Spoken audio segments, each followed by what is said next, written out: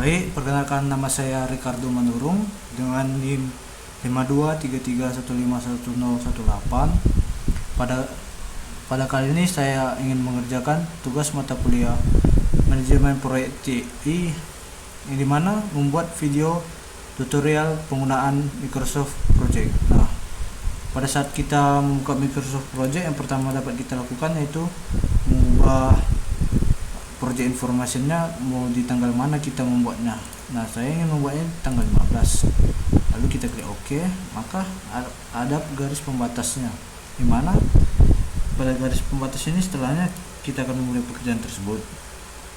Nah, kita juga dapat melihat yaitu ada tanda abu-abu dan tanda putih, yang dimana tanda abu-abu melambangkan hari libur dan tanda putih melambangkan hari kerja.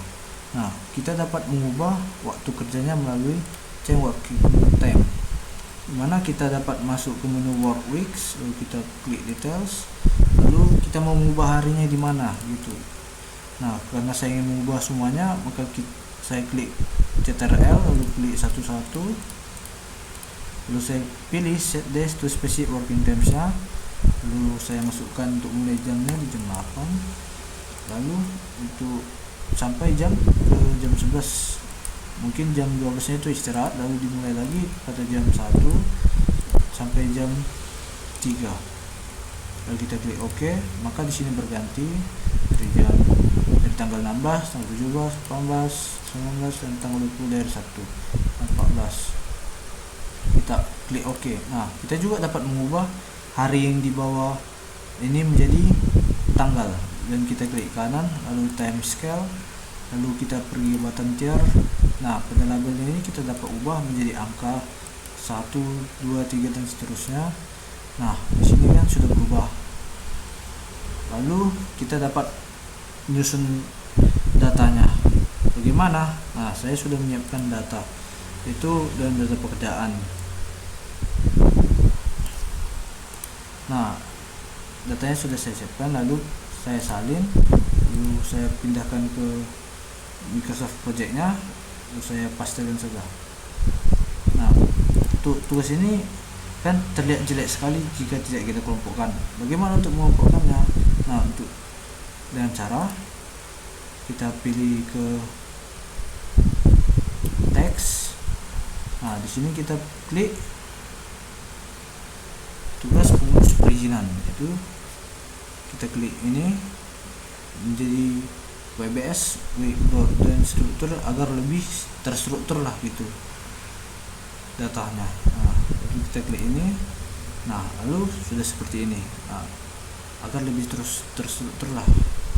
Lalu untuk selanjutnya di pekerjaan desain juga kita klik, pembangunannya kita klik, di instalasinya kita klik, dan di finishingnya kita klik. Nah,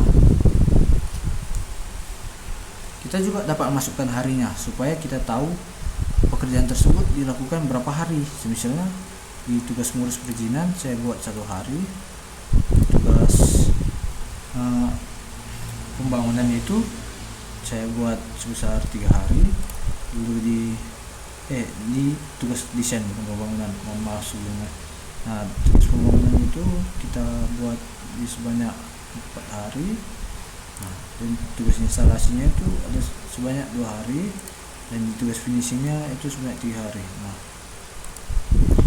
bagaimana?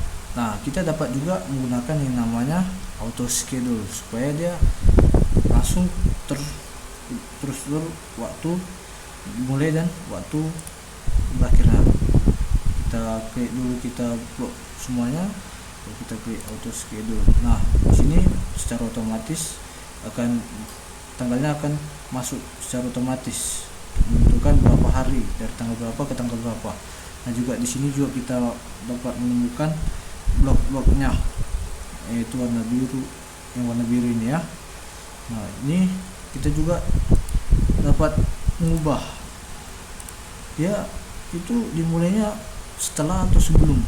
Misalnya data desain ini saya mau buatnya setelah mengurus perizinan ini, maka setelah mengerjakan tugas mengurus perizinan, maka selanjutnya mengerjakan tugas membuat desain struktur.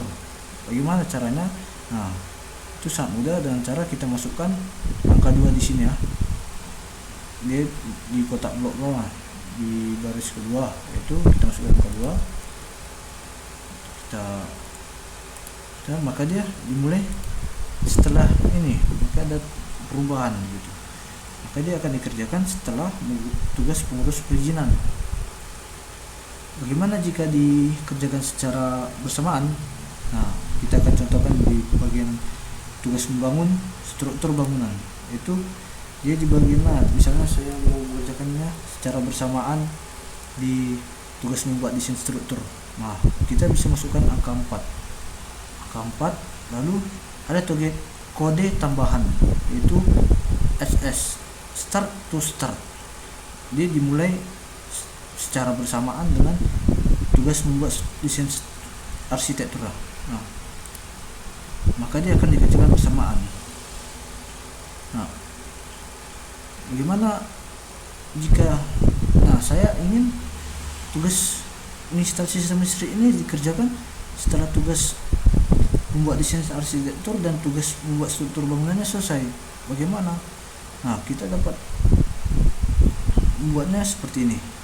Kita masukkan saja angka dia terbaris gitu, berbarisnya.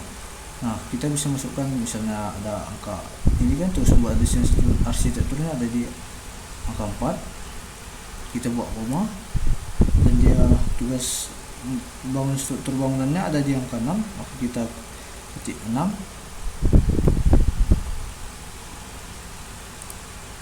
Sebentar, ada kesalahan. 4, dan sesuai ini ya barisnya, nomor baris. Maka kita ke sini.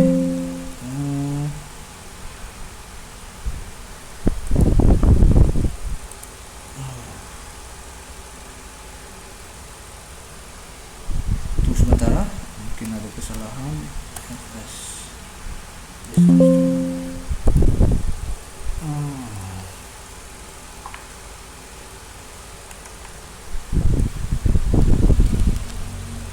Mohon maaf sebelumnya, sepertinya ada kesalahan. Yang dibuat bukan tanda koma, melainkan adalah tanda petik koma, tanda koma kayak gitu, petik koma gitu. Nah, ini kan akan dijalankan, akan dikerjakan setelah pekerjaan ini dikerjakan bersamaan gitu. Setelah kerjaan tugas membuat desain struktur dan membangun struktur bangunan ini diselesaikan secara bersamaan. Mana sebelumnya di tugas membuat struktur bangunan ini sebelumnya saya ubah ke 3 des. Saya pikir tadi tidak bisa jika 4 des, ternyata sepertinya tetap bisa. Nah, tetap bisa ya setelah dikerjakan bersamaan. Nah, bagaimana jika saya menginginkan hasilnya itu sama gitu, di hari yang sama pekerjaannya harus selesai. Nah, saya ingin menyamakan ini dengan tugas menginstal sistem listrik dan plumbingnya. Tugas melakukan finishing interior dan eksterior ini saya ingin bersama hari diselesaikannya.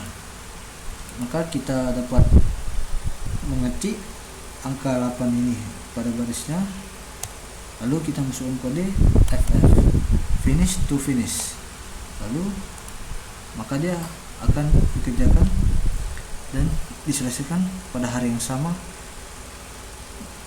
dengan tugas menginstal sistem listrik dan plumbingnya. Nah, lalu kita dapat melihat datanya, di mana data tersebut adalah. Nah, selanjutnya jika kita ingin menampilkan mana pekerjaan yang kritis gitu, nah maka kita bisa pilih bagian chart format, lalu kita pilih critical text. Nah, pada critical text ini akan menampilkan pekerjaan yang kritis gitu. Nah, pada bagian merah adalah pekerjaan yang kritis. Sebetulnya jika kita ingin melihat pekerjaan yang tidak kritis itu ya dengan ini format pada warna birunya. Namun pada data yang kita punya sekarang, hampir semua pekerjaan itu, bukan hampir tapi semuanya itu pekerjaan yang kritikal. Nah, dan juga apa itu critical text? Nah, critical text itu adalah tugas yang memiliki dampak langsung pada tanggal penyelesaian proyeknya. Nah, jika tugas kritis ini terlambat, maka tanggal penyelesaian proyek juga akan terlambat. Nah, kemungkinan ini juga tugas ini memerlukan prioritas yang tinggi. Nah, dari saya sekian tutorial yang dapat saya berikan, dan hanya ini yang dapat saya berikan dan penjelasan yang dapat saya sampaikan. Terima kasih buat sudah menonton. Selamat malam.